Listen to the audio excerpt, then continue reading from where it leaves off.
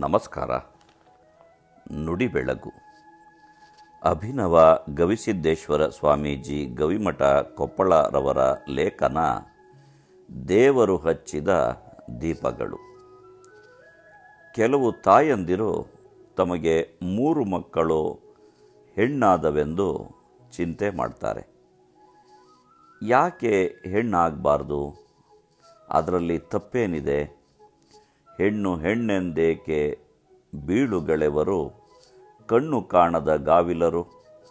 ಹೆಣ್ಣಲ್ಲವೇ ನಮ್ಮನ್ನೆಲ್ಲ ಹಡೆದ ತಾಯಿ, ಹೆಣ್ಣಲ್ಲವೇ ಪೊರೆಯುವವಳು ಎಂದು ಹೇಳ್ತಾಳೆ ಸಂಚಿ ಹೊನ್ನಮ್ಮ.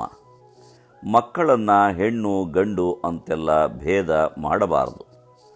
ಮಕ್ಕಳು ಅಂತಷ್ಟೇ ಸ್ವೀಕರಿಸಬೇಕು. ಆಸ್ಟ್ರೇಲಿಯಾದಂತಹ ದೇಶಗಳಲ್ಲಿ ಇಂತಹ ಭೇದ ಭಾವ ತೆಗೆದಿದ್ದಾರೆ.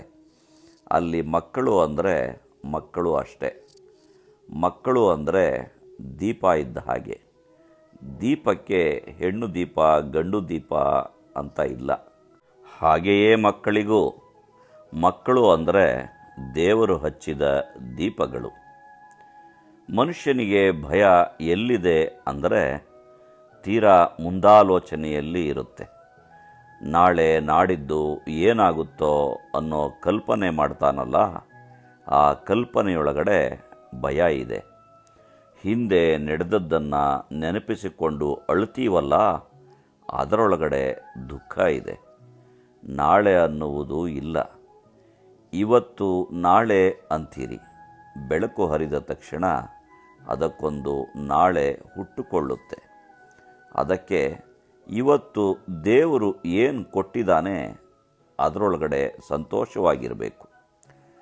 ಬಹಳ ಜನರಿಗೆ ಅನ್ನಿಸ್ತಾ ಇರುತ್ತೆ ನಾವು ಬಡವರಿದ್ದೀವಿ ಅಂತ. ಅವರು ಶ್ರೀಮಂತರು, ಅವರ ಮನೆಯಲ್ಲಿ TV ಫ್ರಿಡ್ಜ್ ಇದ್ದಾವೆ, ನಮ್ಮ ಮನೆಯೊಳಗಡೆ ಏನೂ ಇಲ್ಲ ಅಂತ. ನಾವು ಗುಡಿಸಲಲ್ಲಿದ್ದೀವಿ, ಅವರು ಮಹಡಿಯಲ್ಲಿದ್ದಾರೆ ಅಂತ. ಆದರೆ ಅದನ್ನು ಹಾಗೆ ನೋಡಬಾರದು. ಫ್ರಿಡ್ಜ್ ಇದ್ದರೆ ಆಹಾರವನ್ನು 3-4 ದಿನ ಅದರಲ್ಲಿ ಇಟ್ಕೊಂಡು ತಿಂತಾರೆ. ನಾವು ಬಿಸಿ ಬಿಸಿ ಮಾಡಿಕೊಂಡು ತಿಂತೀವಿ. ಅದಕ್ಕೆ ನಾವೇ ಶ್ರೀಮಂತರು ಅಂದ್ಕೋಬೇಕು. ಜೀವನದಲ್ಲಿ ಇಂಥ ದೃಷ್ಟಿಕೋನ ಇರಬೇಕು. ಅದು ಖುಷಿ ಕೊಡುತ್ತೆ.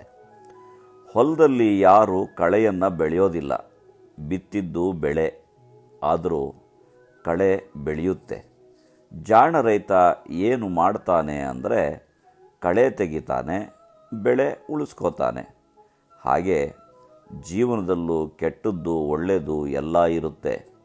ಜಾಣ ಮನುಷ್ಯ ಜೀವನದ ಕೆಟ್ಟದ್ದನ್ನು ಬಿಟ್ಟು ಒಳ್ಳೆಯದನ್ನು ಸ್ವೀಕಾರ ಮಾಡ್ತಾನೆ.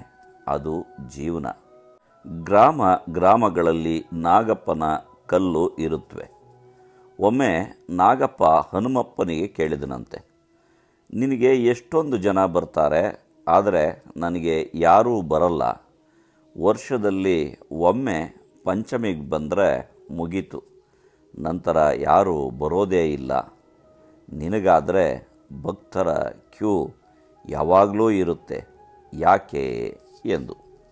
ಅದಕ್ಕೆ ಹನುಮಪ್ಪ, ಅವರು ನನ್ನ ನೋಡಕ್ಕೆ ಬರೋದಿಲ್ಲ, ಕೈಯಲ್ಲಿ ಒಂದು ಲಿಸ್ಟ್ ಹಿಡ್ಕೊಂಡೇ ಬಂದಿರ್ತಾರೆ, ಕೇಳಿದ್ದೇ ಕೇಳ್ತಾರೆ. ಅದಕ್ಕೆ ನಾನು ಅವರನ್ನು ನೋಡೋದೇ ಇಲ್ಲ ಅಂತಾನೆ. ಹನುಮಪ್ಪನಿಗೆ ಗೊತ್ತು, ಯಾರು ತನ್ನ ಮೇಲಿನ ಪ್ರೀತಿಗೆ ಬಂದಿಲ್ಲ ಅಂತ. ತಮಗೆ ಬೇಕು ಅಂತ ಬಂದಿದ್ದಾರೆ. ಕಷ್ಟಪಡದೆ ಫಲ ಬೇಕು ಅಂತ ಬಂದಿದ್ದಾರೆ ಅಂತ.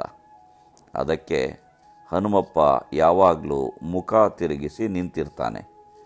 ಮಕ್ಕಳಿಗೆ ಕೆಲಸ ಮಾಡೋದನ್ನು ಕಲಿಸಿ, ಫಲ ತಾನಾಗಿಯೇ ಬರುತ್ತೆ.